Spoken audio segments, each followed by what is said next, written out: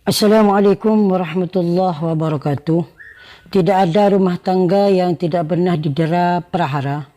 Semuanya pasti mengalami masalah-masalah entah kecil atau besar, atau juga masalah kecil yang dibuat besar. Rumah tangga para ulama pun demikian. Jangan dikira semua rumah tangga para ulama ataupun kiai pasti berjalan mulus tanpa halangan suatu apapun. Bahkan rumah tangga Nabi SAW pun pernah diterpa prahara. Banyak sekali cerita maupun kisah para ulama dan orang-orang soleh yang memiliki istri berperangai kurang baik. Semoga Allah memberi kita pasangan yang bisa menenteramkan hati, yang bisa ditemui. Namun demikian, dalam menghadapi cobaan tersebut, mereka selalu mengedepankan kebijaksanaan meskipun emosi mereka setiap kali diuji, baik ketika dalam keadaan berduaan maupun di hadapan halayak. Mereka tidak pernah naik darah dengan secara spontan melemparkan kata talak. Bahkan yang mereka tunjukkan adalah kebijaksanaan yang merupakan buah dari kedalaman ilmu. Mereka yakin bahwa semua itu adalah kesempatan untuk meraih ziyadah pahala dan ganjaran, pun untuk melebur segala kesalahan dan dosa. Bahkan para ulama memandang bahawa cobaan semacam itu adalah salah satu tanda kewalian. Al-Ghazali dalam Ihya Ulumuddin berkata, "As-sabru ala lisanin nisa mimma yamtahinu bihil awliya." Yang artinya bersabar dari kata-kata menyakitkan yang keluar dari mulut para istri adalah salah satu cobaan para wali. Ihya Ulumuddin juz 2 halaman 49. Senada dengan Al-Ghazali, Syekh Abdul Wahhab Asy-Sya'rani berkata dalam Lawaqih Al-Anwar, Tuan guru saya Ali Al-Khawas pernah berkata, sedikit sekali ada aulia kecuali ia memiliki istri yang senantiasa menyakiti dengan lisan maupun perbuatan. Kitab Lawaqih Al-Anwar halaman 261.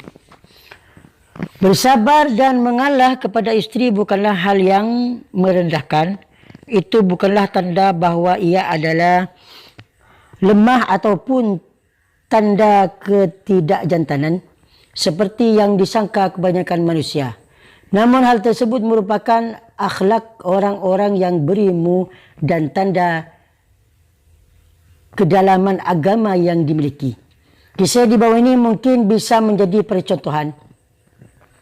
Tuan Guru Besar Syekh Muhammad Al-Rifai lahir tahun 500 Hijriah. Beliau adalah seorang ulama besar yang dikenal sebagai seorang wali yang namanya masyhur di segala penjuru. Seorang mursyid dan pendiri tarekat Al-Rifaiyah yang sudah tidak asing. Biografi beliau banyak ditemui dalam banyak karangan ulama seperti At-Tabaqat Al-Kubra juz 1 halaman 250, karangan Al-Asy'arani. Al-Kawakib juz 2 halaman 29, karangan Al-Manawi. Syadharat Al-Zahab juz 6 halaman 327 dan seterusnya. Suatu kali muridnya bermimpi bahwa sang syekh duduk di singgasana para siddiqin. Namun sang murid memendam dan tidak menceritakan mimpinya itu. Kebetulan Syekh Ar-Rifai itu memiliki istri yang kasar kata-katanya, sering berbuat jelek, juga menyakiti beliau. Pada satu kesempatan, sang murid sowan ke rumah Syekh dan melihat istri Syekh sedang memegang kayu pengorek tungku masak. Lalu istri tersebut memukul punggung Syekh sampai baju beliau menjadi hitam, terkena bekas arang dari tungku masak. Namun Syekh hanya terdiam. Tidak terima melihat gurunya diperlakukan semena-mena, ia memprovokasi teman-temannya.